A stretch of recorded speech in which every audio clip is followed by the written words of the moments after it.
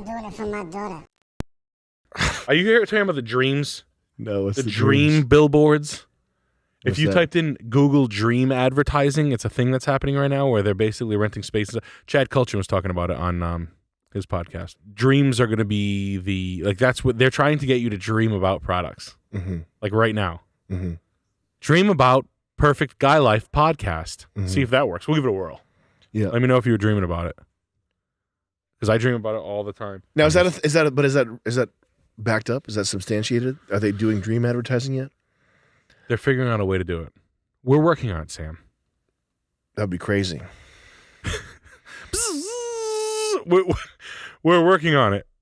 It's the same two cops are running the robot at the Google desk that ran the grease handshake. Dream about Perfect Guy Life. Dream podcast. Perfect Guy Life podcast. It's just like how crazy is the world gonna get? People just not know? Well, it's no. I mean, they've been people have been researching. I mean, I was just reading David Ogilvy's book from probably the mid-'70s or something, and he was talking about subliminal advertising. So they've been trying to subliminally advertise since those two concepts existed at the same time. Ad agencies, pay hypnotists and things like that to try to figure things out. But to some extent, there is a point where people push back. Like the Elon Musk buying Twitter, it's not that's not really a fluke. It's just, thank you. There we go. Anyway, the thing I was saying, the subliminal advertising. I think is it an allegory of the frog in the boiling pot and how you have to boil the water slowly to. It's also true that people do push back after a point. Like people are not such completely fluoridated, subjugated fucking that they'll just never revolt no matter how bad things get. So there is a point where with advertising they're not going to get away with every amoral advertising tactic that the human mind can imagine. You know what I mean? I'm sure it'll be terrible, but it won't be. I think that dream advertising is probably unethical, and I think a lot of people would have a public pushback against that. If They say I think I heard him say 60 companies are on board. Well, anyway, obviously they are. It's just so funny how you can say shit like that in the boardroom. Mm-hmm. Like, what's that? So you're telling me I drown the dog, I get more sales. Mm-hmm. Sign me up. Yeah. Without even thinking about ooh, I don't know if I want to put my name on that list. Yeah, for sure. Like, oh man, I'd love to have people thinking about my toilet paper when they're sleeping. Mm-hmm. You betcha. As if sales were that bad already on these 60 companies where they were like, oh, then we'll really get them. Mm-hmm. As if the parent company didn't own the competing brands of toilet paper, so it doesn't even matter in the end. They're making what the fuck are you competing for? Yeah, you guys are fine. You don't need to that'll really hammer them. We'll make the government make them buy it. Yeah. Your next top 5 competitors are owned by the same parent company. Anyway, you fucking asshole. You dumb piece of shit. Who's the guy who signed the fucking paper? Because he's the dumbest mother. Get him in here. That's the guy I want to talk to. Mm-hmm. Whoever's name is on those 60 companies. Chad, you'll know them. Find them. Mm-hmm. I'm talking right at you. 𝐁𝐸𝐿.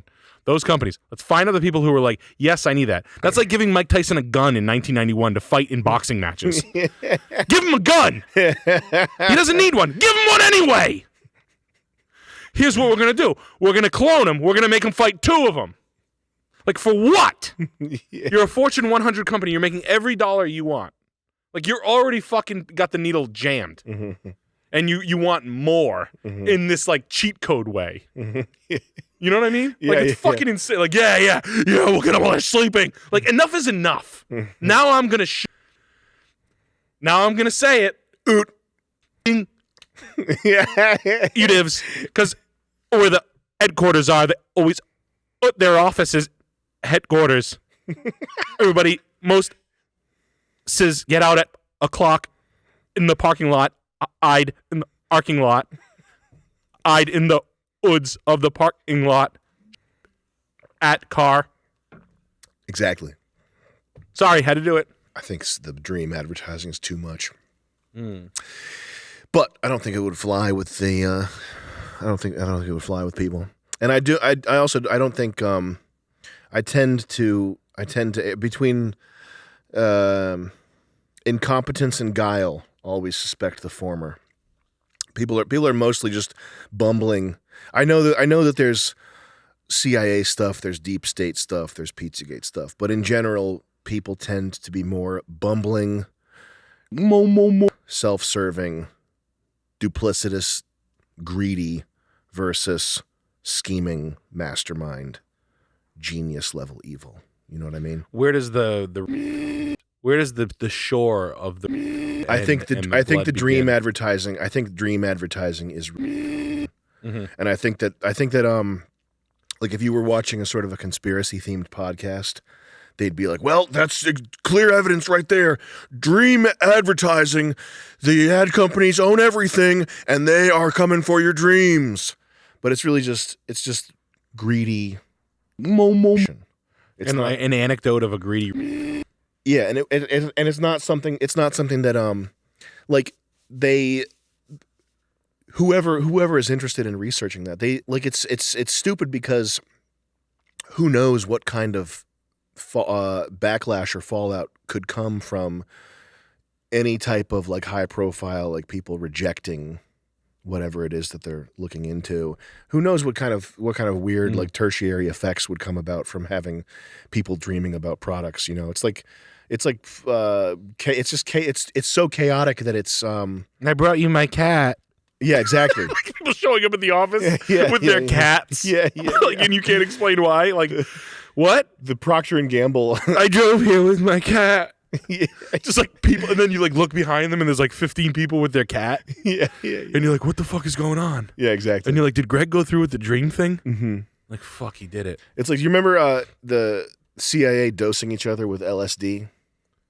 I remember was it like 6 guys in a room and they were losing their minds. It's when they were first trying to figure out what the effects of LSD are, and so some of the agents, they would like dose each other, and I think one guy like for fun almost like an office kind of like an office prank type gag thing. Like they're figuring like what is this stuff? Let's try it out. And so I think some guy jumped out of a window. I don't know if it was a CIA agent or some guy jumped out of a brothel window or something, but there's definitely some level of sort of mastermind type thinking that goes behind the mechanisms of like the New World Order or whatever. But there's also just way more idiocy. Like Hunter Biden, like I know that there are people who think that everything is a controlled leak. Right? Like they came out with this. Oh, Elon bought Twitter, but it's actually this, and it's because they wanted him to. And they wanted this, like every thread is something that they wanted to happen. That's not possible. Like anybody who's tried to do anything, selling cars, building houses, producing video, even running a podcast, it's not possible to be in control of every loose end. It just doesn't work that way. Yeah. Like it's just there's for people who are like really, really good at something, to still have 60% of the picture be these unmanageable loose ends that you have to tie up or turn into a happy accident, make it seem like you were trying to do that, or convince people to ignore or whatever, right? Like on your best day, like 35% of what you're doing is like turning kind of weird, and like you have to like fix it tomorrow. You know what I mean? Mm-hmm. So it's just not the case that all of world events, like Hunter Biden's pictures being leaked with his teeth caps off and have his little like shark fangs. Yeah. And he's like smoking crack. Like, no, that's not. There's no cloaked, there's not like a cloaked general with like a fucking Freemason kilt on. No, you know? It happened because he's the privileged drug addict, son of a politician, son of somebody who somebody whose main asset is like a good smile. Like Joe Biden's like main asset is that he's got like visual charisma when he was not senile and not tonally deranged. I mean, everybody's got one. What's that? You know,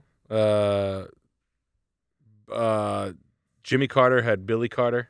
Oh, the crazy relatives. Yeah. Jeb Bush had George Bush. That's a Greg Giraldo joke. I love Greg Giraldo. He's the best. Yeah. Anyway, Bill Clinton had his brother Roger Clinton. They all got one. Like Roger Clinton's like a fucking maniac. Imagine that. Anyway, it doesn't matter. But yes, that proves to your point. So the point is just the subliminal people who fuck around with subliminal advertising and dream advertising. It's probably not part of some like crazy master plan. It's probably just some fucking idiot that like lives in like it's an Indian guy, I bet. A mansion. Yeah, or I'm gonna like, bet it's an Indian guy. An Indian guy is like, we can maximize productivity. We leave no stone unturned.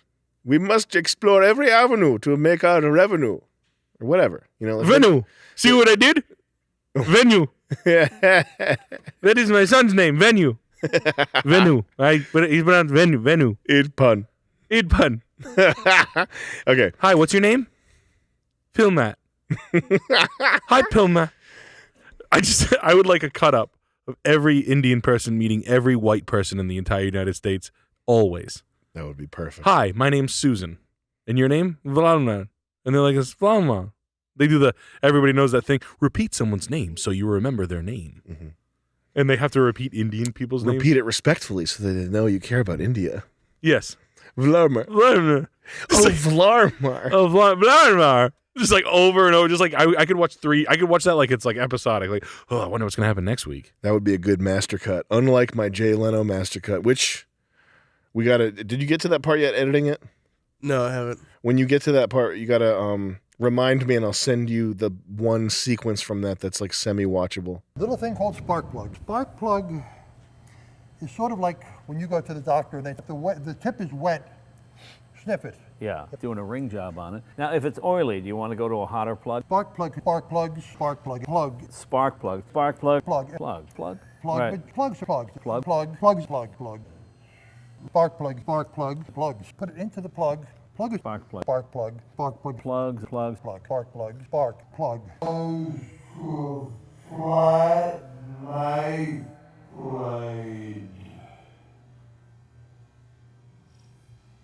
Plug, spark plug.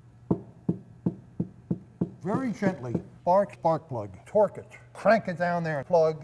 Once again, the old spark plug is still sparking here. So, Neil, thank you. Terrific. Thank you. These are great tips. Remember what I was talking about?